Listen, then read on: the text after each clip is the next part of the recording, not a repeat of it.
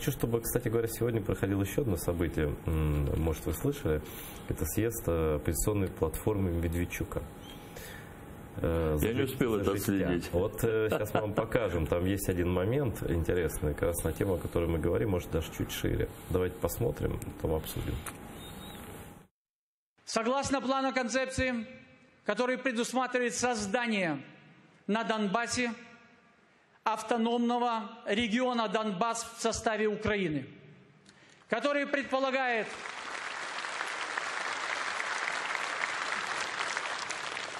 устройство через органы государственного управления, такие как парламент, правительство и другие органы, которые будут осуществлять жизнедеятельность на Донбассе.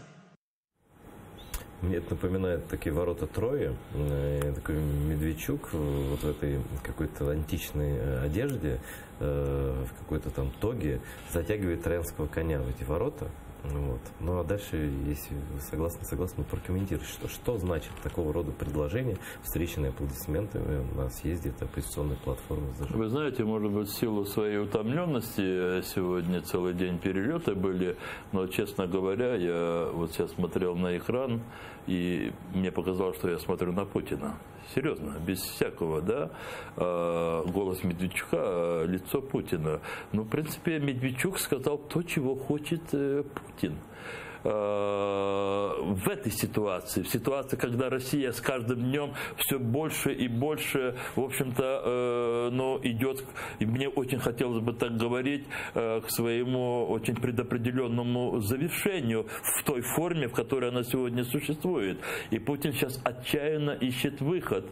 Еще 2 года, 3 года назад им представлялось, что они как минимум таким блицкригом обеспечат контроль над всей восточной части Украины, как говорится, от Харькова до Приднестровья.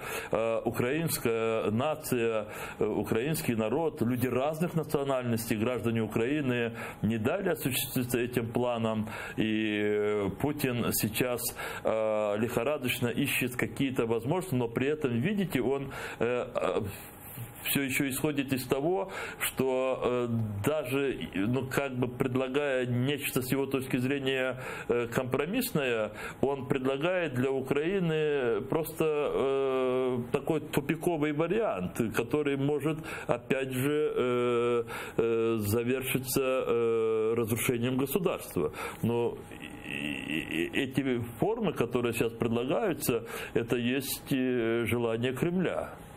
Я вообще не очень понимаю, может, вы объясните мне и зрителям, что такое автономия Донбасса. Какой народ проживает на Донбассе, на основании чего там должно быть какое-то самоуправление с участием?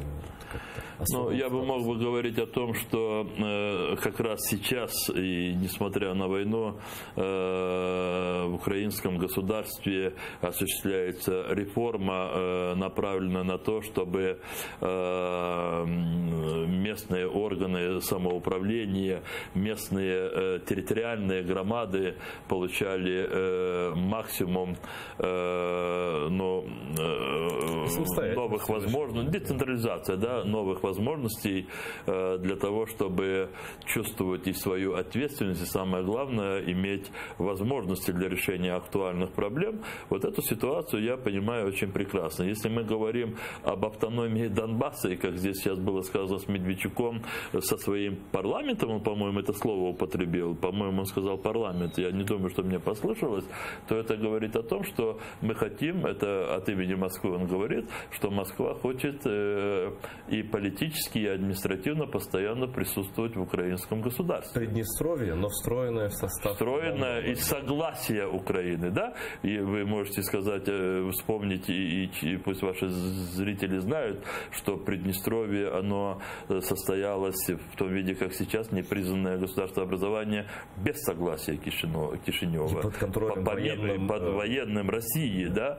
А здесь нам предлагается, чтобы мы сами расписались под капитуляцией.